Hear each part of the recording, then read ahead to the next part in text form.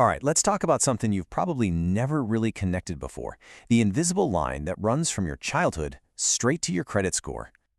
I mean, we've all heard it, right?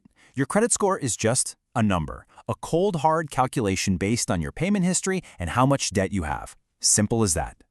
But what if it's not that simple? What if that number is actually telling a much, much deeper story?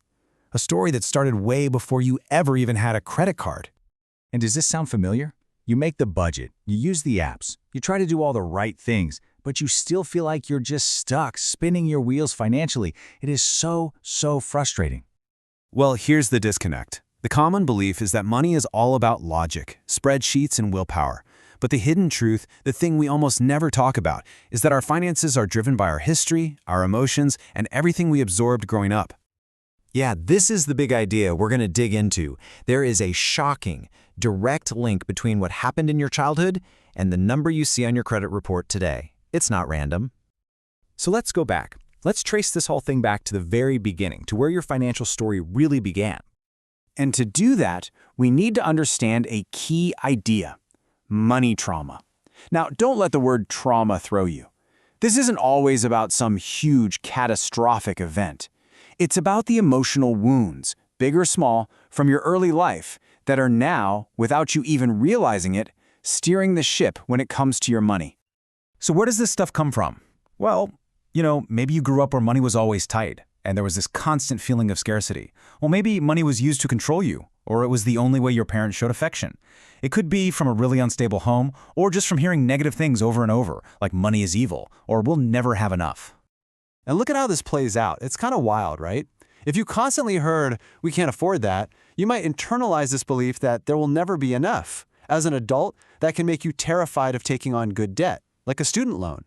If you were taught money is the root of all evil, you might find yourself self-sabotaging every time you get close to success. And if the message was money is power, well, you might end up chasing status with credit cards, linking your self-worth directly to what you can buy. So listen, if you only take away one thing, please let it be this. Your struggles with money are not a personal failing. You are not bad with money. You are running on old programming, a set of learned behaviors that were installed a long time ago.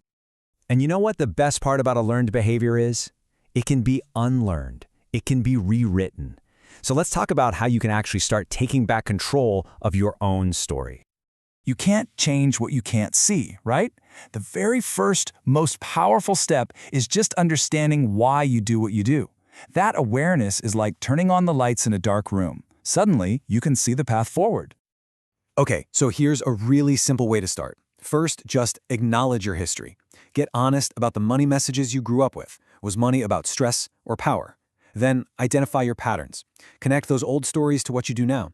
When you're about to make a big purchase on credit, what's the emotion driving that? Is it fear, a need for comfort? And finally, the best part, author your future. You get to consciously pick up the pen and decide what the new story is going to be. And when you start thinking this way, it totally changes how you see your credit score. It stops being the scary final grade on how good you are as an adult. Instead, it becomes a guide, a roadmap even. It's just pointing you toward the areas that need a little healing. So I want to leave you with this thought. The first chapter of your financial story, you didn't get to write that. It was written for you. That part was not your fault. But right now, you are holding the pen. The next chapter, that's all you.